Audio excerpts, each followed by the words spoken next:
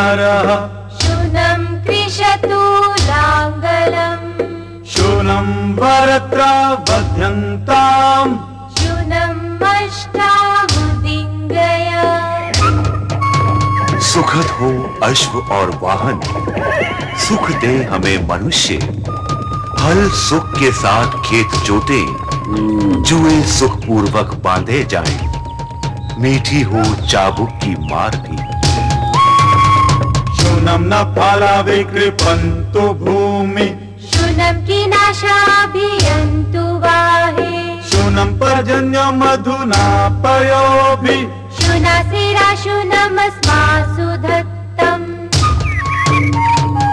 हल के फाल भूमि को सुख से जोतें, किसान अपने बैलों के साथ सुख के साथ चलें। बादल अपनी मिठास और जल से हमें सुख दें, हमें सुख दें इंद्र और वायु।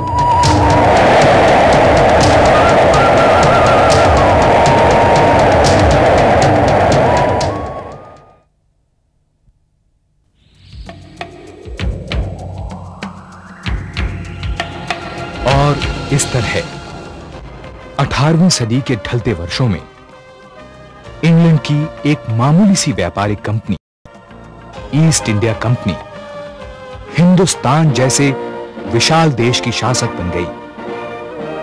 फिरंगी सौदागरों का सबसे प्यारा सपना पूरा हो गया। सन 1786-87 लॉर्ड कॉर्नवालिस। हमारी कंपनी ने एक ऐसा एम्पायर खड़ा कर लिया है जो रूस और फ्रांस को छोड़कर यूरोप के किसी भी एम्पायर से बहुत बड़ा है। यकीन नहीं होता। शुरू में तो हमें सिर्फ 30,000 पाउंड तक के ट्रेड का परमिशन दिया गया था। आज से 25 इयर्स पहले प्लासी की जीत के साल बंगाल से रेवेन्यू की वसूली 8,17,000 पाउंड थी। 10 साल बाद में बढ़कर 28,18,000 पाउंड हो गई। लेकिन मैं चाहता हूं अब ये बढ़कर 34 लाख पाउंड तक पहुंच जाए। अगर रेवेन्यू की वसूली और माल गुजारी रेगुलर हो जाए और गवर्नमेंट की सिक्योरिटी रहे तो ये टारगेट तो बहुत ही आसान है। मसला यह है कि रैयत की इतनी बड़ी माल गुजारी गवर्नमेंट के लिए वसूल कौन करेगा? माल गुजारी वसूलने का काम हम जमींदारों को सौंप सकते हैं। मुगल एम्परर के लिए यह काम वही लोग तो करते थे। या जैसा हमने मद्रास में किया है सर, यह काम रैयत वाले सिस्टम से भी हो सकता है। नो नो, रैयत बाड़ी का काम आप साउथ में जारी रखें।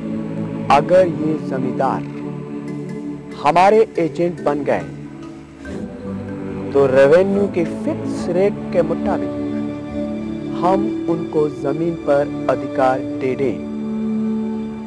इससे कंपनी वसूली के झंझट से बचेगी और ये हमारे काम भी बहुत आएंगे। और इस तरह 22 मार्च 1793 को बंगाल, बिहार, उड़ीसा में भू राजस्व और स्थायी बंदोबस्त व्यवस्था परमानेंट सेटलमेंट लागू हो गया। इसके पहले जमीन स्वयं काश्तकार की होती थी और राजा या बादशाह उनसे साल भर की उपज का एक हिस्सा लगान के रूप में वसूलता था। अंग्रेजों ने इस प्रथा को समाप्त कर दिया। माल गुजारी की एक निश्चित रकम तय कर दी गई। खेती की पैदावार घटने या बढ़ने का इस माल गुजारी से कोई संबंध नहीं था। इस बदलाव से किसान अपनी ही जमीन के ऐसे काश्तकार बन गए जिन्हें लगान भुगतान न करने पर जमींदार जमीन से बेदखल कर सकता था और जमींदार भी उस जमीन के तभी तक मालिक थे जब तक कि स्थायी बंदोबस्त द्वारा निर्धारित रकम कंपनी को जमा करते रहें। वरना उनसे भी जमींदारी छीनी जा सकती थी। अंग्रेजों ने दरअसल इंग्लैंड की ही जमींदारी प्रथा को 1793 के परमानेंट सेटलमेंट के तहत भारत में लागू किया। इस व्यवस्था से जमींदारों का एक नया वर्ग उभरा जो ब्रिटिश राज का आधार बना। निश्चित समय तक निर्धारित लगान जमा करने की यह शर्त जमींदारों और काश्तकारों दोनों के लिए बहुत कठिन शर्त थी। नतीजे सामने आने लगे। किसान अपनी खेती से बेदखल होने लगे। कई जमींदारियां जब्त करके नीलाम कर दी गईं। ऐसी ही स्थिति में पनपा एक नया वर्ग, सूदखोर, महाजन या साहूकार।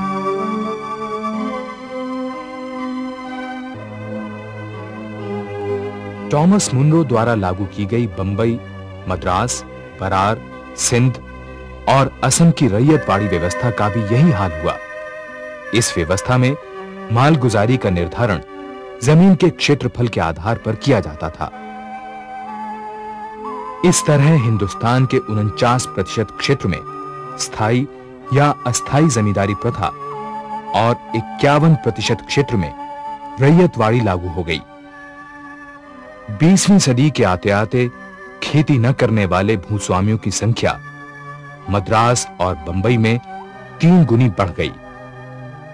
खेती करने वाले भूस्वामियों की संख्या में 1/4 की कमी हुई और ऐसे लोगों की तादाद 2.5 गुना से ज्यादा बढ़ गई जो कोई और काम नहीं, सिर्फ किसानों से लगान वसूली भर करते थे।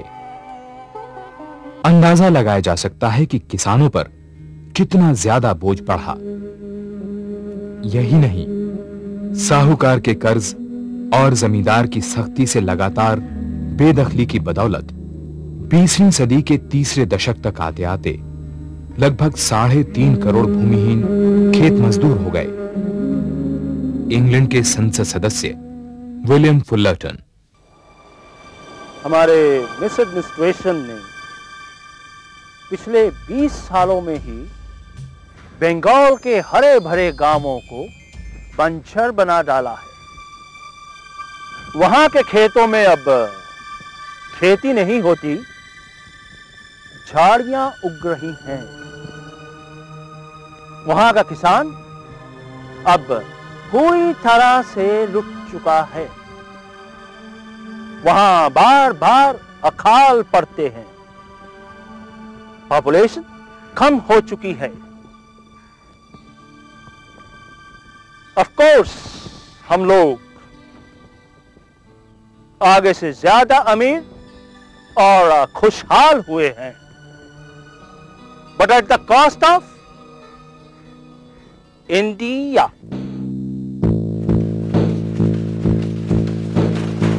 औद्योगिक क्रांति, इंडस्ट्रियल रेवोल्यूशन, यूरोप में विज्ञान और यंत्र का एक नया युग। इंग्लैंड की इस औद्योगिक क्रांति के पीछे उस संचित पूंजी की अहम भूमिका थी जो ईस्ट इंडिया कंपनी ने भारत से ही इकट्ठी की थी। दादा भाई नौरोजी, प्रसिद्ध राष्ट्रवादी चिंतक और राष्ट्र गुफ्तार नामक पत्रिका में प्रकाशित अपने विचारों से धूम मचा देने वाले समाज सुधारक। जो मशीनी क्रांति इंग्लैंड के लिए वरदान बनकर आई, वह हमारे वतन पर कहर बरपा कर गई। ढाका, मुर्शिदाबाद और सूरत जैसे शहर देखते ही देखते उजाड़ हो गए। ढाका की आबादी 1.5 लाख से घटकर 30,000 रह गई। दूसरे शहरों का भी यही हाल है। अंग्रेजों के आने के पहले ढाका का व्यापार 1 करोड़ रुपए का था। आबादी 1 लाख, 30 लाख रुपए की ढाका की मलमल सालाना इंग्लैंड भेजी जाती थी। अंग्रेजों ने पैसले और मैनचेस्टर के अपने टेक्सटाइल कारखानों को बचाने के लिए हिंदुस्तानी कपड़ों पर बेतहाशा टैक्स लगाया ताकि वो इंग्लैंड के बाजारों में महंगे होकर बिकें। असलियत तो ये थी कि इंग्लैंड के कपड़ों से यहाँ के कपड़ों की कीमत 30-40% कम थी। भारत के उद्योग धंधे बर्बाद हो गए। जुलाहे, बुनकर, दस्तकार सब बेरोजगार हो गए।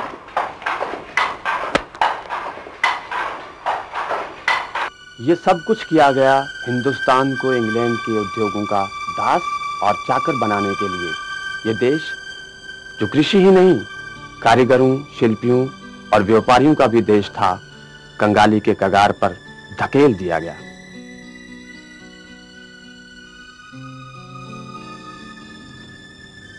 उन्नीसवीं सदी के मध्य तक हालत और भी बदतर हो चुकी थी।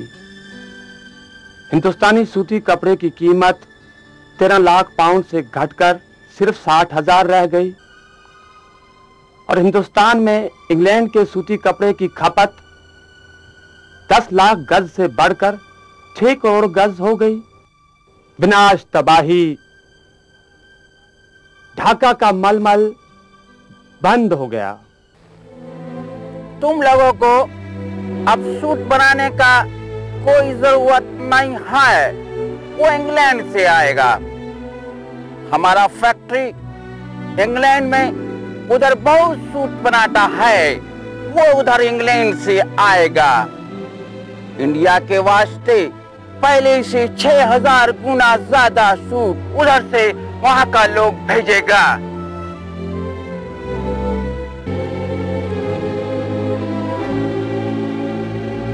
अंग्रेजों ने हमें दस्तकार से मजदूर बना दिया और मजदूरी भी फैक्ट्री की रेट और शर्त पर। मारपीट और जोर जुल्म भी बहुत होता है।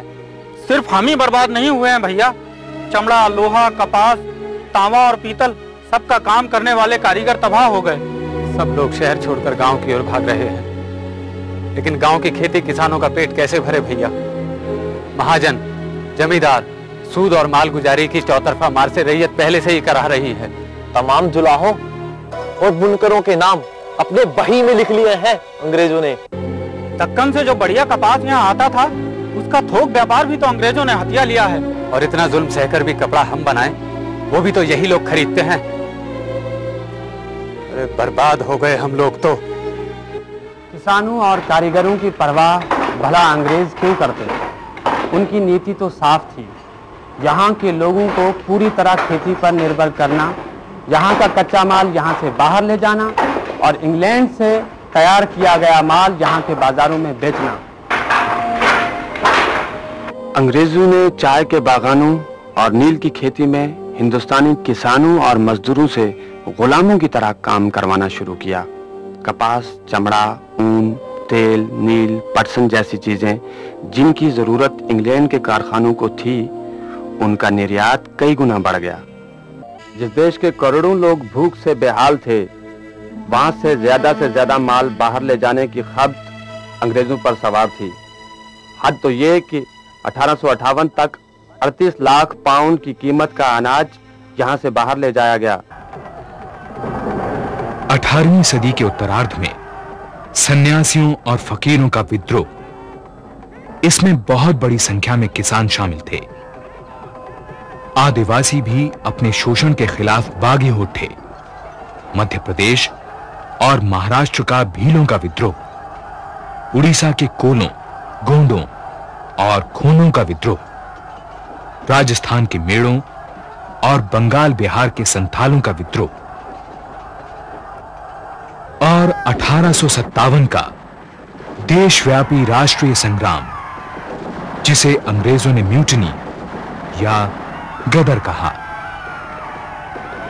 ब्रिटिश शासन को सबसे बड़ी टक्कर। अंग्रेजों ने बड़ी क्रूरता से इसका दमन किया। गांव के गांव जला दिए गए। लाखों निर्दोष और निहत्थे ग्रामीणों को आग में झोंक दिया गया। पेड़ों से लटकाकर फांसी दे दी गई। आखिरी मुगल बादशाह बहादुर शाह जफर को कैद करके रंगून भेज दिया गया।